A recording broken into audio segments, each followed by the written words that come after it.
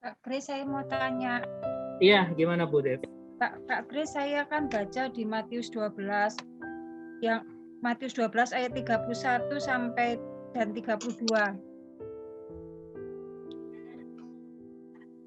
Sebab itu aku berkata kepadamu, segala dosa dan hujat manusia akan diampuni, tetapi hujat terhadap Roh Kudus tidak akan diampuni. Apabila seorang mengucapkan sesuatu menentang anak manusia, ia akan diampuni. Tetapi jika ia menentang Roh Kudus, ia tidak akan diampuni. Di dunia ini tidak, dan di dunia yang akan datang pun tidak. Ini maksudnya bagaimana ya Pak Kris? Anak manusia itu kan Tuhan Yesus ya Pak Kris ya. Kemudian contoh menentang Roh Kudus itu yang bagaimana ya Pak Kris ya? Mohon maaf kalau saya tanya ini Pak Kris. Nah ini ya? Betul, ini pertanyaan yang sangat mendasar. Kalau kita lihat konteks daripada pertanyaan ini kan pertanyaan ini kan diawali dengan di atas ya ayat 22. Kemudian dibawalah kepada Yesus seorang yang kerasukan setan. Orang itu buta dan bisu. Lalu Yesus menyembuhkannya. Nah, karena Yesus melakukan penyembuhan seperti itu, kemudian diprotes oleh orang-orang Farisi waktu itu kan? Iya. Loh, kamu menyembuhkan dengan kuasa apa gitu loh? Dengan kuasa apa kamu menyembuhkan? Ya. Lalu akhirnya terjadi perdebatan di situ.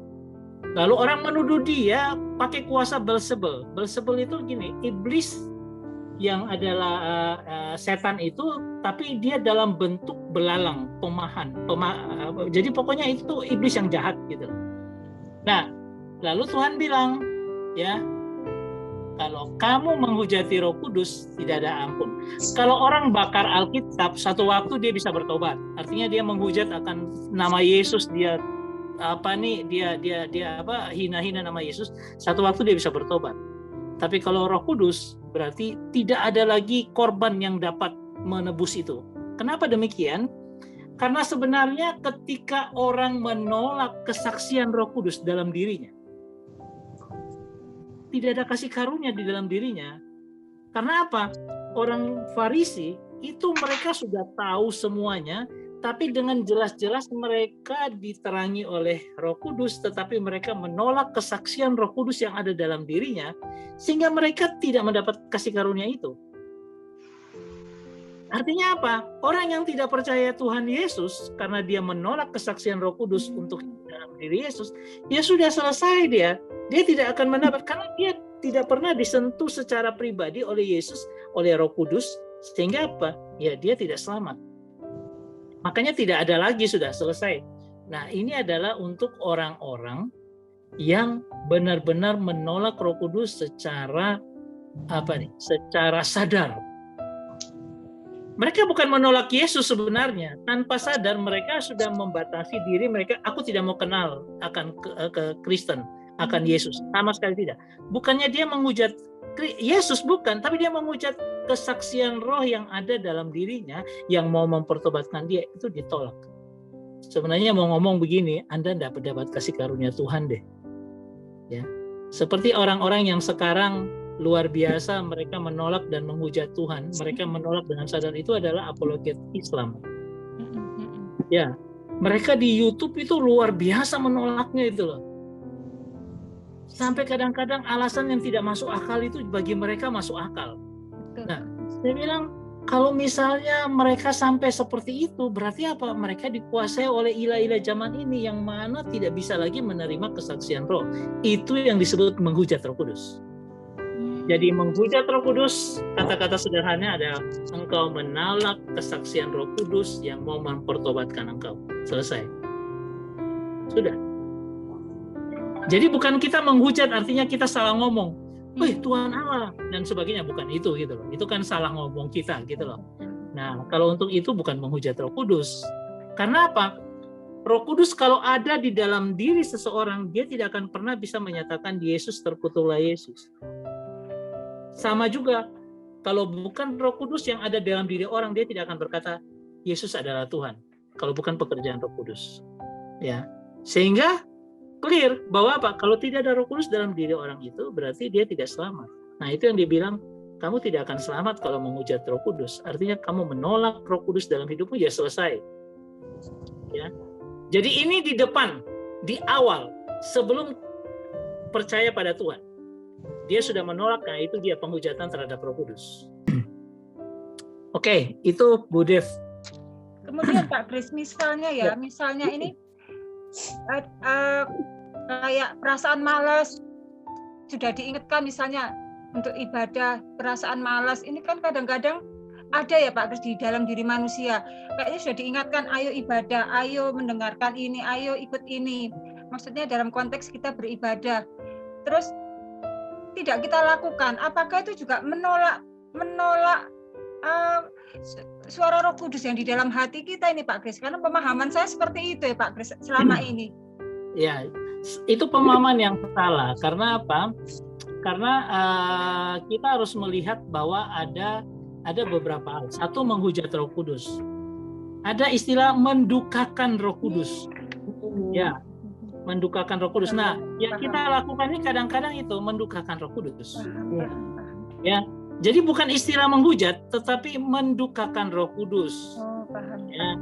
Sehingga kita tidak bertumbuh kalau kita mendukakan Roh Kudus dalam pengertian kita menolak, dalam pengertian aku dengan kedaginganku ini aku lebih suka gitu. Nah, itu yang nanti diproses Tuhan.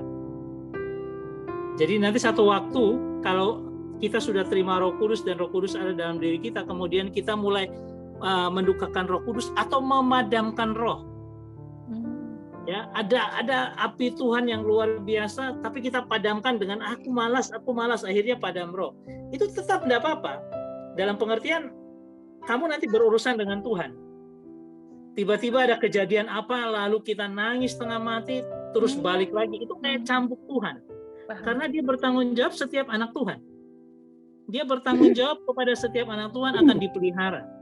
Jikalau kamu jatuh tidak akan sampai tergeletak karena apa? Tuhan menopang tanganmu.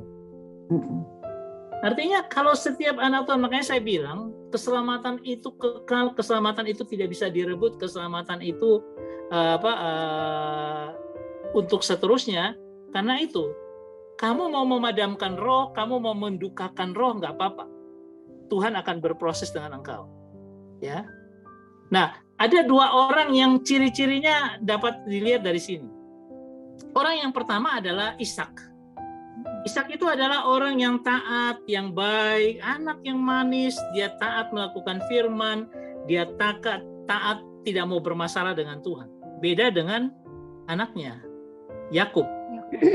Yakub itu pemberontak, penipu, pemberontak macam-macam. Tapi apakah Tuhan melepaskan Yakub?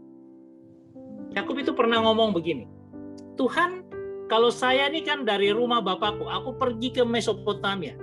Kalau nantinya, karena selama itu dia tidak pernah menyebut gini, Tuhan Allah Abraham, Allah Ishak, ya, dia ngomong begitu, tapi dia tidak pernah ngomong Allah Yakub. Karena dia katakan apa? Kalau engkau tidak pimpin saya dan bawa saya dari rumah pamanku kembali lagi ke sini dengan berlimpah, baru kalau sudah berlimpah saya baru mengakui engkau Allahku, Allah Yakub. Makanya tidak pernah sebelum Yakub ini bertobat, ini kurang ajar anak orang ini, aku tidak akan mengakui engkau sebagai Tuhan. Nah, di sanalah dia dipukul, ditipuin Laban, dia ditipuin masalah Lea dan Rahel, pokoknya hancur-hancuran dia di sana. Tapi dia tetap bergumul dengan Tuhan. Sampai satu waktu dia bergumul dengan Tuhan di Betel ketika dia bergulat dengan malaikat Tuhan. Ya, malaikat Tuhan tanda petik ya, malak Elohim. Artinya Tuhan sendiri dalam bentuk manusia. Dia bergumul di situ. Lalu akhirnya setelah dia bergumul di situ kan, dia pulang sudah dengan bawa harta, tapi dia harus bergumul dulu dengan Tuhan. Lalu setelah selesai itu kan kakinya pincang. Lalu Allah waktu itu ngomong bahwa engkau akan disebut dengan Israel. Dia diberi sesuatu yang baru. Nah, setelah sesuatu yang baru ini dia lepas dari kakaknya, karena dia jalan timpang, kakaknya Esau tidak bunuh dia, karena dia sudah timpang seperti itu. Akhirnya apa? Dia setelah keluar dari tempat itu, dia bikinkan tugu yang besar, mesbah yang besar, baru dikatakan Allah Abraham, Allah Ishak, dan Allah Yakub. Nah, ini ada proses. Jadi ada proses pendidikan Tuhan untuk kita. Ya. Jadi itu istilah untuk memadamkan roh dan mendukakan Roh Kudus. Tetapi bukan menghujat Roh Kudus. Ya. Oke, itu pemahaman untuk kita hari ini. Terima kasih, Ada lagi? Kalau misalnya mereka pindah agama itu menghujat enggak? Oh, kalau pindah agama itu yang disebut dengan murtad dalam pengertian opposite, artinya orang-orang seperti itu saya nanti coba akan bahas mungkin minggu depan karena itu di Ibrani